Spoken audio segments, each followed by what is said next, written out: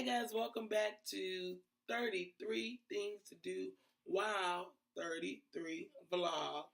Um, I made a commitment to vlog for a month, and believe it or not, next week I got glitter all over me. I'm crafting. Next week is the last week of the month, and I will have two more vlog posts from there.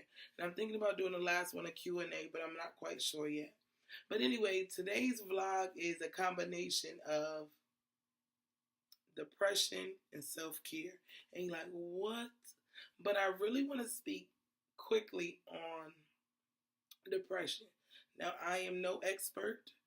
I am I don't have a list of facts. I don't have anything to recall except for my own life experiences. And if you looked at my vlogs, all of them have been things pertaining to me and things that I have dealt with, things that I have experienced. So I am not a guru. I'm not a specialist. I'm not a psychologist. I'm not any of that. I'm just a human being, a regular person who have experienced some depression. And it takes a lot. It takes a lot to say I'm depressed. It takes a lot to say I need help. It takes a lot to say point me in the right direction. And I'm going to quickly tell you, same thing. I'm going to quickly tell you about once I realized that I was depressed. It was about 2 years ago. I told you when I turned 30 it was depressing, but I think it really hit me at 31. 30, 31, somewhere in there. I had the supermom cape on. My daughter was involved in a lot of stuff. I was running, taking her everywhere. I was wife. I was tending to the needs of the house and my husband. I was the president of a sorority. I was a founder and operator of a nonprofit mentoring group. And I had responsibilities at church. I had responsibilities at school. And before I knew it, I was just ripping and running and ripping and running and just doing because I have a hard time telling people no. I have a hard time saying no.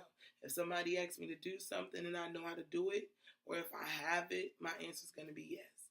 And in the pursuit of being a super mom and a super woman, because a woman's got to do what she got to do, I lost myself. And I realized that I need time for me.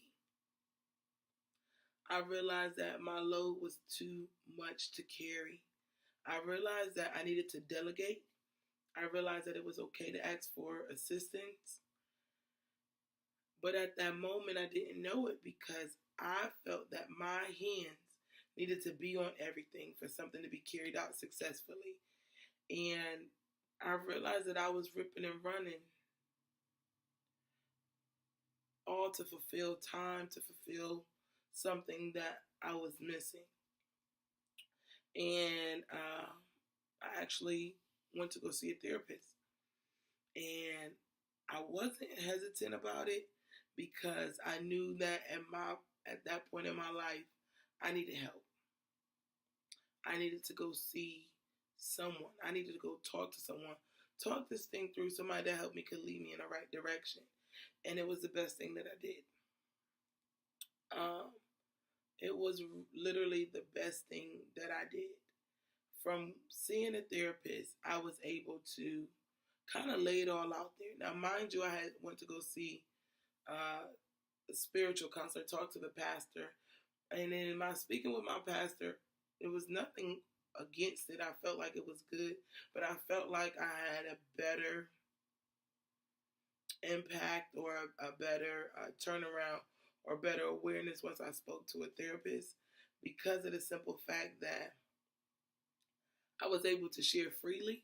And I feel like I can share freely with my pastor, but speaking to that therapist did wonders for me because I felt like I wasn't judged. This person didn't really know me, and I could just get it all out uninterrupted and really have somebody guide me and lead me through this thing called life. So in speaking to the therapist, it was like, wow, like I'm able to pinpoint where things went left and where I started covering things up by being occupied and busy and putting all my effort into staying on the go, doing things constantly. And it was talking to my therapist that I realized that I needed to take things off of my plate instead of put things on my plate. And as I started taking things off my plate, it made me focus on me. It made me look at things differently, look at people differently, and it made me handle situations differently. And I think that was an eye opener for me because I was able to not only be Michaela's mother, Larry's wife, president of the chapter, and all of this, I was able to be me.